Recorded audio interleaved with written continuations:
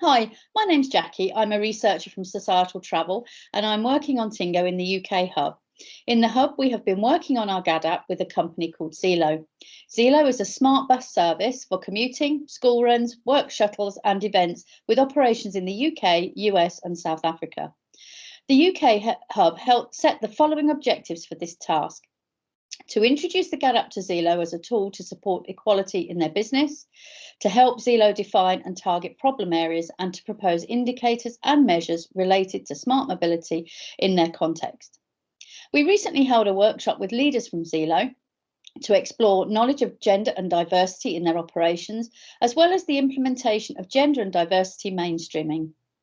One finding was that Zeelo collects data to identify, build and improve fixed bus routes and shuttles to maximise ridership, but they do not collect gender disaggregated data. Therefore, in the follow-up action report, our recommendation focuses on principles of gender and diversity data collection and analysis. During the workshop, we also co-created a survey. This will help Zeelo to collect this information from their clients.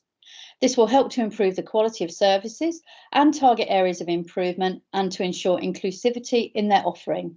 Zeelo also plan to develop an equality and diversity policy to promote inclusivity within their organisation.